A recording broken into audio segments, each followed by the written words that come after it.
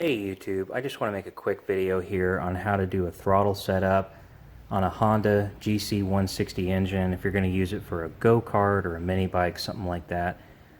There's a number of videos floating around YouTube on how people do this, and I haven't seen any that really impress me. And specifically what I'm seeing people do is they take their throttle cable and they hook it up directly to the butterfly on the carburetor.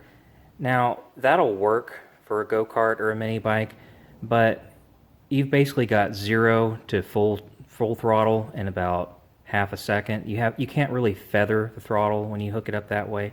So I'm going to show you my method. Okay, so the first thing I did is I took the gas tank off here so you can see what's going on.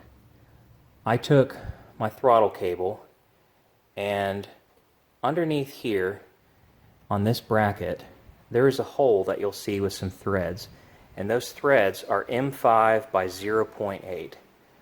I took a cable clamp.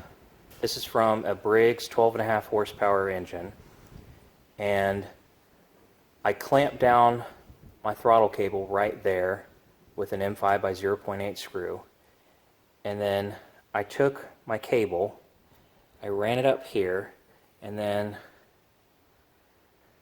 this is that same piece. I drilled a hole right here. I took it off and I drilled this hole. This hole I think is 7/32 of an inch, something like that. I can't remember. At any rate, from the factory, this throttle arm is set pretty tight. You want to loosen that, and you can do that by loosening this 10mm hex nut. Back it out enough where it's not too sloppy, but then you've got some good response. Then, as you can see here, this is just a return spring. That way when I let off the gas, it'll go all the way back to 0. When I run my cable through this hole on this piece, I clamped it with one of these.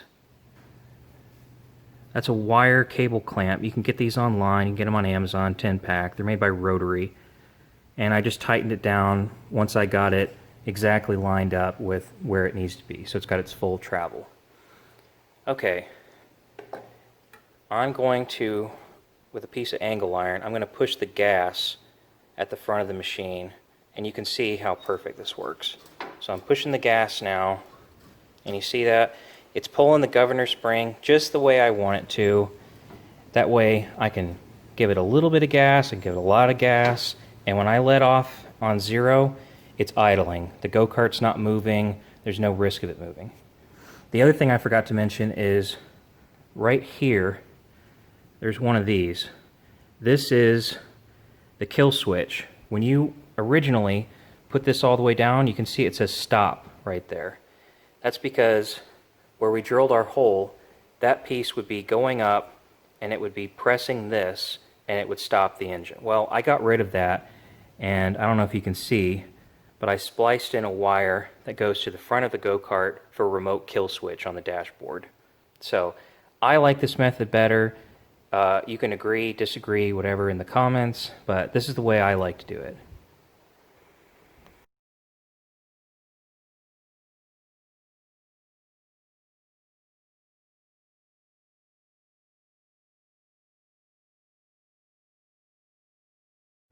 So what do you do if you have a Honda GC160 engine like this that doesn't have the throttle set up like we had on the original engine? Instead, it's got this bracket with your governor spring, and it's fixed speed all the time. You see these on a lot of pressure washers. So, no problem.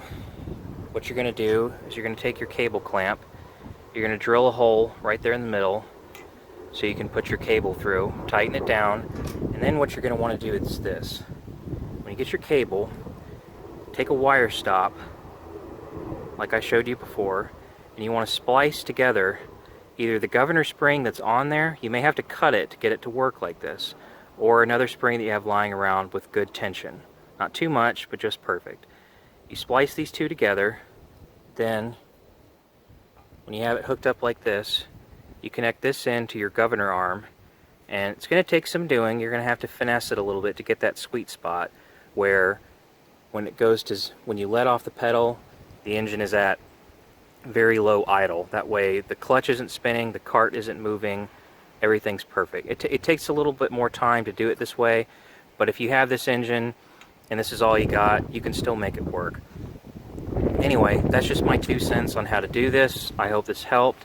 If you like it, please give me a thumbs up, and thank you for watching.